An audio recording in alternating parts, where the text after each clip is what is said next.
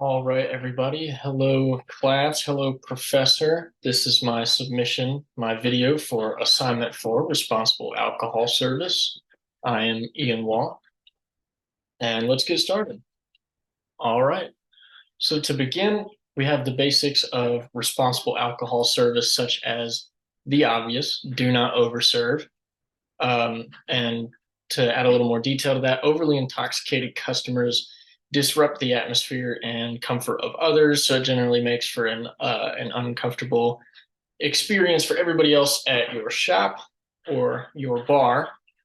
Drunken customers can be quick to take action, cause harm to others, and this can take the form of fights, insensitive speech, and general inappropriate behavior.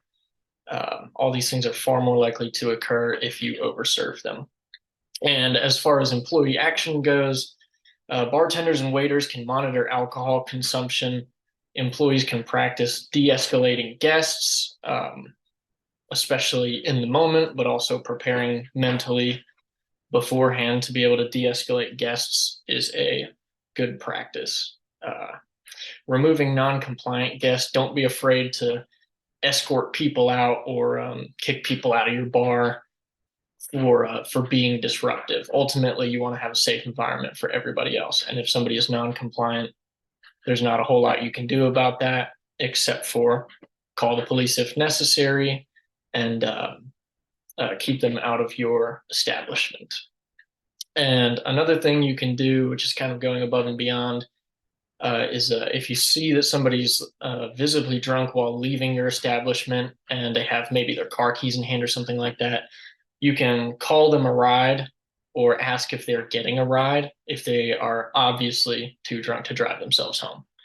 And another thing, very obvious, check IDs. Don't serve alcohol to people who it would be dangerous to serve to for both you and them, such as underage guests. Legal implications, these are relatively self-explanatory. For serving underage guests, this can result in legal charges, obviously, such as revoking your permit to serve alcohol and the termination of your business. Selling without a permit is a misdemeanor and can possibly result in jail time as well. And then there is the dram shop law, which is knowingly selling alcohol to drunk patrons can be a negligence charge and is considered a negligent act. And that would be charged against the server and the establishment. And damages to third parties, such as other guests, are included. All right, the effects of alcohol. So first we have effects on the brain. So communication in the brain is hindered, and as a result, it impairs reasonable judgment and coordination. Next, we have the heart. So forgive me if I mispronounce these, but cardiomyopathy, something along those lines, is the stretching and drooping of the heart. This can also result in arrhythmias, which is an irregular heartbeat, stroke, and high blood pressure. All right, and next we have the liver, another word that I'm not sure how to pronounce, steatosis, which is a fatty liver, alcohol hepatitis, fibrosis, and cirrhosis. Part 2 to that slide, we have the effects on the pancreas. So you can develop pancreatitis by overdrinking and being drunk. The pancreas will produce toxic chemicals amongst other symptoms. And the overconsumption of alcohol can also produce several types of cancer as well. So intervention techniques, and to start off, we're going to go over the traffic light system. The traffic light system is a scale that helps servers determine when a person is fine to keep drinking, should slow their drinking down, or is too drunk and should be refused service. So first we have the green light, which is guests are not overly intoxicated and drinking responsibly. The yellow light, the guest is tipsy or drunk and should slow down their alcohol consumption or stop or be refused service soon. And the red light is the guest is obviously drunk and should be refused further service if they have not been refused already.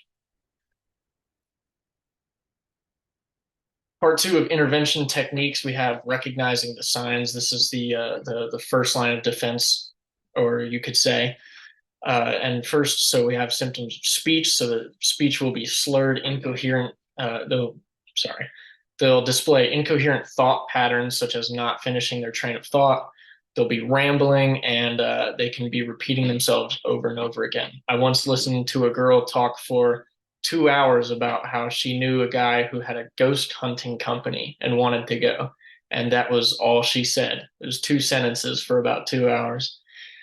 And their balance, they'll be bumping into surroundings, stumbling, falling, swaying, and they cannot maintain a straight line or walk in a straight line. Some of these things also go into a sobriety test that police officers might conduct. Coordination, they'll be spilling drinks. They might have a difficulty counting money. They'll be dropping items, hopefully not drinks, but probably drinks, and cannot drink properly, such as maybe missing their mouth with the bottle or the glass.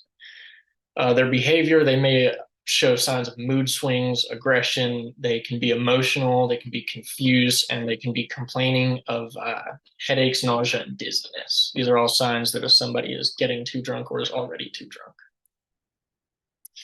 Checking identifications. Why do we check IDs? That's meant to say IDs, not ideas. I apologize. So our first point we have, why are you in this class if you don't know that? That feels like a pretty obvious thing to know, especially if you're a college student. Serving underage guests is illegal and it is dangerous to them as well. So it's not just about keeping your business or adhering to the law. We also obviously care about people, and it is dangerous for them to consume alcohol at such a young age. The ID holder may have a relevant or traceable record of maybe drunkenness, maybe a DUI or something like that.